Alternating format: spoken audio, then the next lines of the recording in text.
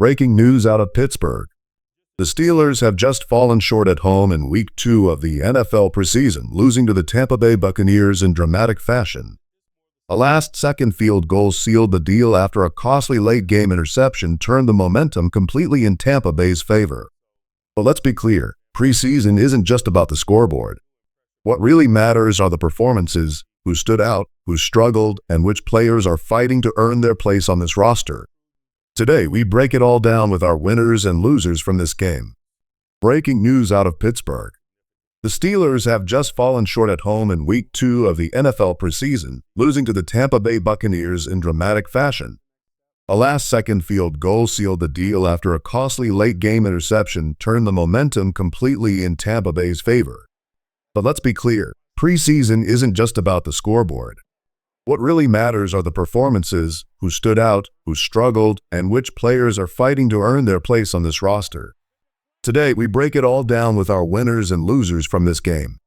Before we dive into the details of this matchup and the latest injury updates, make sure to subscribe to the channel, hit that like button, and don't forget to turn on the bell icon so you never miss breaking Steelers news.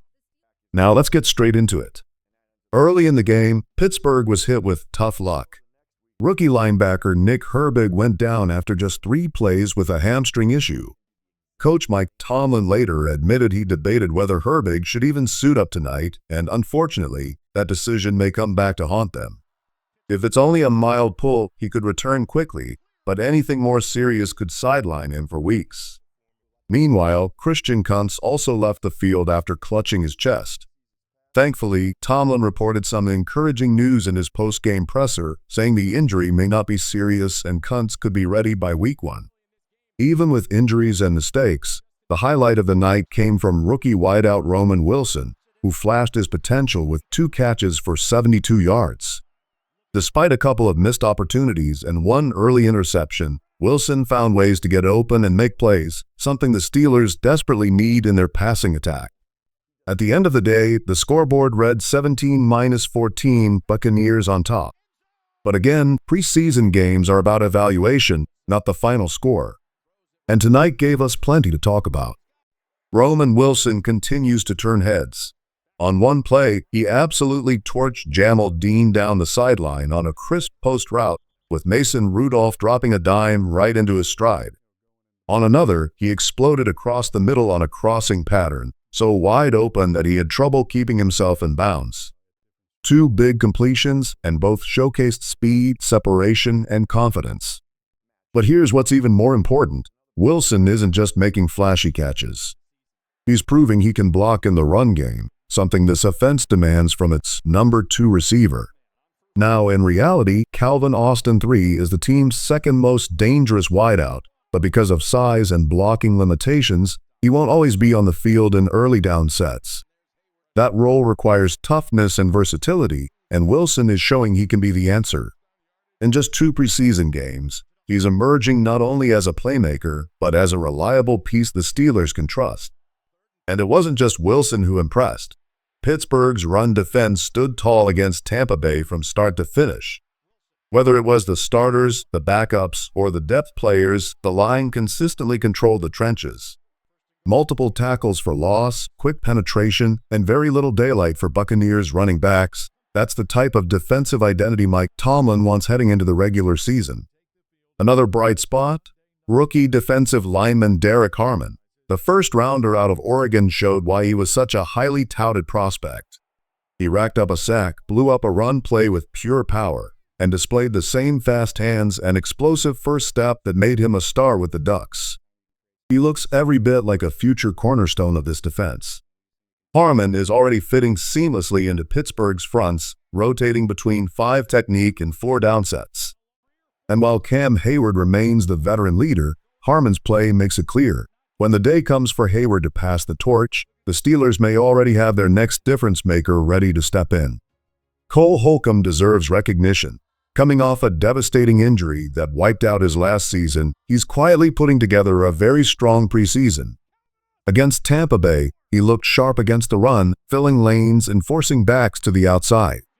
In coverage, he held his own as well. What stands out most is how dependable he looks as a rotational linebacker behind Patrick Queen and rookie Peyton Wilson. That's a luxury for Pittsburgh. Queen and Wilson could form one of the league's most dynamic linebacker tandems, but every defense needs depth, and Holcomb provides exactly that.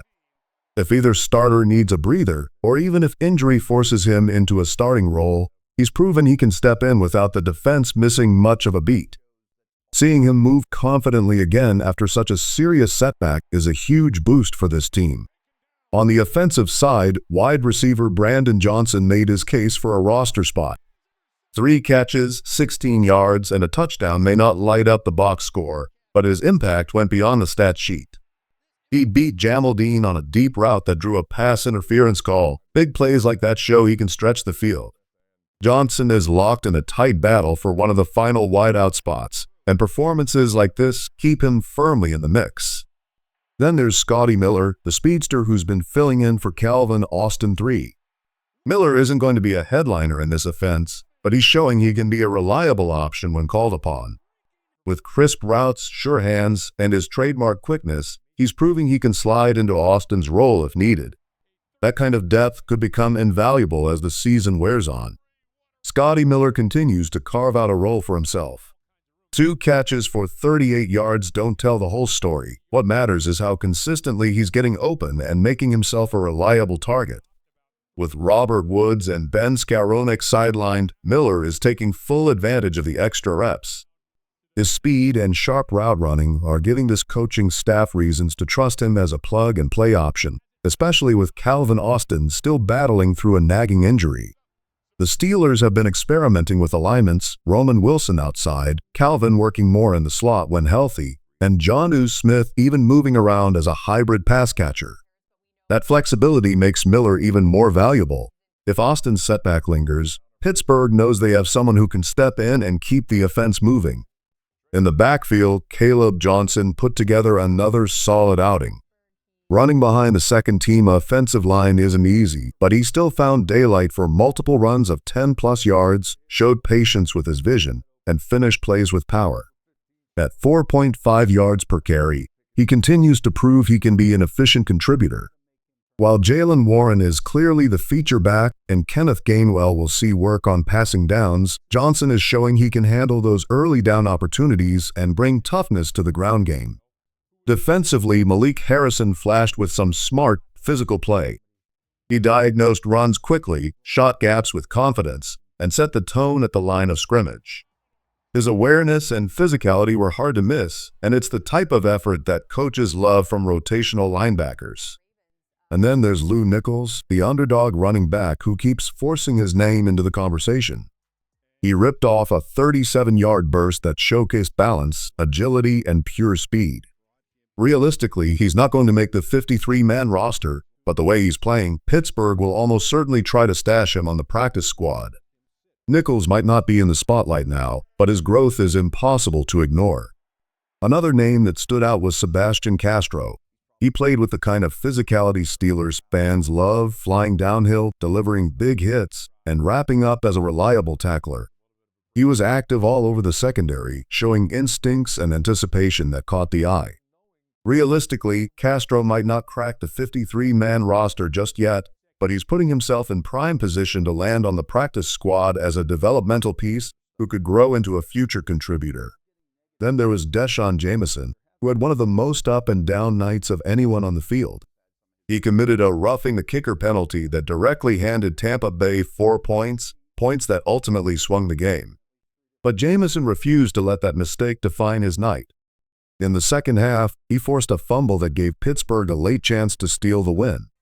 That resilience, bouncing back after a costly error, says a lot about his competitive edge.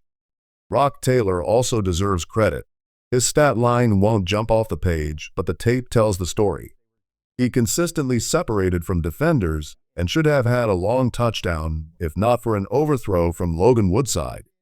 He still managed a couple of grabs and showed enough to keep his name in the mix at receiver. Finally, Eku Leota, the undrafted edge rusher, continues to prove he belongs. Not only did he flash as a pass rusher, but he also held his ground against the run. Leota's relentless motor and steady play have been one of the pleasant surprises of camp. While he may ultimately find himself on the practice squad, he's building a case to stick around in Pittsburgh's system. Shifting to the losers list. But of course, not everyone walked away a winner tonight. The first name on the other side of the ledger is Zach Frazier. For all his strengths as a blocker, where he already looks like one of the better young centers in football, his snapping remains a serious concern. Low snaps popped up again in the early drives, disrupting rhythm and flow on offense. It's been a recurring issue since camp began, and it's something he must clean up quickly if he wants to solidify himself as the long-term answer at center. Let's start again with Zach Frazier. His blocking remains outstanding, but the snapping issues can't be ignored. Low balls out of the shotgun disrupted timing throughout the first half, and that's not something this offense can afford. A center's first responsibility is simply delivering the ball cleanly, and if that doesn't improve, questions about shifting him to guard could surface down the line. That's not what anyone wants. Frazier has all the tools to be a long-term anchor in the middle, but the mistakes have to stop before they become a lingering problem. Moving on to the first-team run game, the results just weren't there. With Kenneth Gainwell taking carries, the line failed to generate much push up front. To be fair, Tampa Bay has one of the league's toughest run-stopping units, led by Vita V, and they played like it. Still, Pittsburgh's offense needs to see more consistency from its ground attack, especially early in games. Most of the big gains came through the air to Roman Wilson and Scotty Miller, not between the tackles. Tight end Max Harmon also had a night to forget. He was given valuable first-team reps in the red zone and had a chance to haul in a wide-open touchdown pass from Mason Rudolph, only to drop it a week after impressing. This outing was a step backward. While he did manage to recover a muffed punt, his overall impact was minimal. Then there's Gareth Warren, who left the game after a scary-looking injury when he went down awkwardly trying to recover a fumble. Even before that, his performance wasn't helping his case. He gave up a sack, drew multiple penalties, and struggled to stand out on the second-team offensive line. At this point, his chances of sticking to the roster look slim unless he rebounds in the next preseason outing. Finally, rookie edge rusher Jack Sawyer failed to make much of an impression. According to first looks at the grades, his pass rush impact barely registered, and his presence off the edge wasn't nearly disruptive enough. For a player fighting for a role in the rotation, it was an underwhelming showing. Jack Sawyer just didn't deliver. His pass rush grade was near the bottom of the roster, and the tape showed why. He looked hesitant, lacked a counter move, and kept trying to win with speed despite not being that type of rusher. With Nick Herbig sidelined, Sawyer could realistically be forced into that third edge role in Week 1, and based on tonight's showing, that's a scary thought. The urgency is real for him to figure things out in the next 2 weeks. Stephen Jones was another disappointment. Multiple penalties, sloppy technique, and no real flashes. It feels inevitable that his time in Pittsburgh will be short-lived. As a unit, the third down offense was abysmal, just 2 conversions all night. Yes, most of those reps came with backups, but it still highlights how thin the depth looks once the starters rotate out. Sustaining drives remains a glaring issue. Dylan Cook also raised red flags. Buried in the third-team rotation, he wasn't trusted with many second-team snaps, and that says a lot. The addition of Andrew Peat at tackle looks like a clear signal that Cook's roster chances are slipping away. Quarterback Logan Woodside, simply put, rough night. He missed a wide-open Rock Taylor on a go route that should have been 6, then followed it up with a costly interception that sealed the loss. Performances like that won't earn him a spot, not even on the practice squad. Finally, let's talk about Kawshawn Williams. As a punt returner, he flashed some wiggle and showed the ability to make defenders miss. That part of his game is intriguing. But as a receiver, non-existent tonight. Not a single target. For an undrafted guy fighting for a spot, he can't afford quiet games like this. If he wants to make the 53, he has to prove he can contribute in both phases, not just one.